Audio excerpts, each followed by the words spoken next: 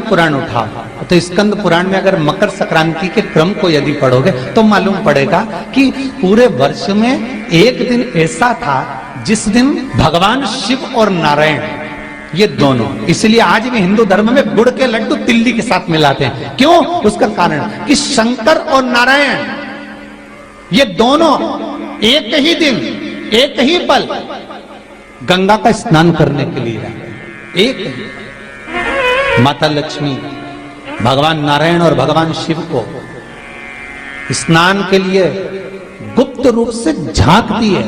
तो भगवान विष्णु ने तिरछी दृष्टि में माता लक्ष्मी को देखा, तो माता लक्ष्मी को देखकर भगवान विष्णु शिव जी को देखे तो शंकर भगवान ने कहा, नारायण हमने देख लिया महारानी लक्ष्मी झांक रही है, हमने वर दे दिया कि लक्ष्मी का एक नाम गुप्त लक्ष्मी रहेगा। और आज मकर संक्रांति के दिन नारायण और शिव का दर्शन इस लक्ष्मी ने करा है। पर जो गुप्त लक्ष्मी का दान दे देगा उसके घर में कभी कोई बड़ी बीमारी प्रवेश नहीं करेगी। कैंसर जैसा रोग, किडनी और लीवर का रोग नहीं हो सकता। आज भी नियम है कि मकर संक्रांति के दिन एक लड्डू बनाया जाता है गुड़ और तिल्ली का, उसमें 1 का सिक्का 2 का सिक्का या कोई लक्ष्मी उसमें फंसा दी जाती है और लड्डू को पैक कर कर किसी मंदिर में दान दे दिया जाता है। उसको कहते हैं गुप्त लक्ष्मी, जिससे घर में कोई बड़ी बीमारी प्रवेश न हो। वो केवल मकर संक्रांति को ही होता है। आप लोग दान करते हो मकर संक्रांति पे? कितनी चीजें दान करते हो? और सुहागन माताओं को देते हो ना? क्या देते हो? कितने देते हो? 14। कौन से पुराण में लिखा है कि 14 चीज देना चाहिए? 14 चीजें दान देना है। किस पुराण में लिखा है? कोई तुमसे पूछ सकता है तो महाराज आप कह सकते हो अग्नि पुराण में वर्णन आता है। देवऋषि नारद भगवान विष्णु के पास जाकर पूछते हैं, नारायण कृपा करिए। भगवान विष्णु ने पूछा, क्या बात है, बोलिए देवऋषि नारद क्या चाहते हो? हमें इतना सा बता दो।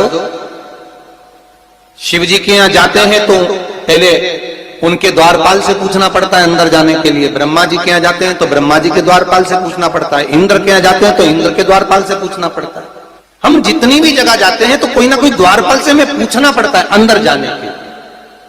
भगवान देवऋषि नारद कह रहे हैं, नारायण से कुछ ऐसी कृपा कर दो कि हमें किसी से आज्ञा लेना ही नहीं पड़े। भगवान विष्णु तो उनकी बात को बस थोड़ा सा सुने और अंदर चले गए। नारद जी को लगा हमारा तो कोई जवाब ही नहीं दिया। नारद जी वहीं पर टिक गए, खड़े रहे, नाम जाप करते। विष्णु वापिस आए और देवऋषि नारद से कहा, एक काम करो, जब सूर्य मकर में प्रवेश करते हुए उत्तरायण की ओर जावे, उस घड़ी उस पल में देवऋषि नारद तुम 14 बार भगवान के नाम का, शिव नाम का दान दे दीजिए। भगवान नारायण के नाम का, राम नाम का, कृष्ण नाम का दान दे दीजिए। अब देखो यहां पर यह नहीं लिखा कि प्लास्टिक का डब्बा दो। समझ लेना जी हो अच्छे से कि लोगों ने दान को कितना भ्रष्ट कर दिया वो बताया जाएगा।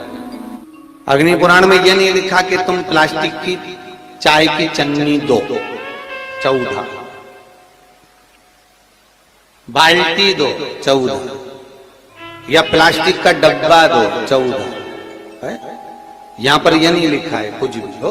यहां क्या लिखा अग्नि पुराण में कि मकर संक्रांति के दिन जब सूर्य उत्तरायण भाव में प्रवेश करे, मकर में जावे, उस समय पर देवऋषि नारद तुम्हारे मुख से अगर 14 बार भगवान के नाम का दान 14 जीवों को दे आओगे तो किसी भी देवता के पास जाओगे, तुम्हें परमिशन की जरूरत नहीं पड़ेगी, तुम डायरेक्ट प्रवेश कर जाओगे। डायरेक्ट। अब तुमको अगर वैकुंठ में डायरेक्ट प्रवेश करना हो तो बिना पूछे, तो उसके लिए कहा ही मकर संक्रांति पे दान दो। तो किस चीज का दान देना है हमारा? प्लास्टिक का डब्बा नहीं, बाल्टी नहीं, चन्नी नहीं, किस चीज का दान?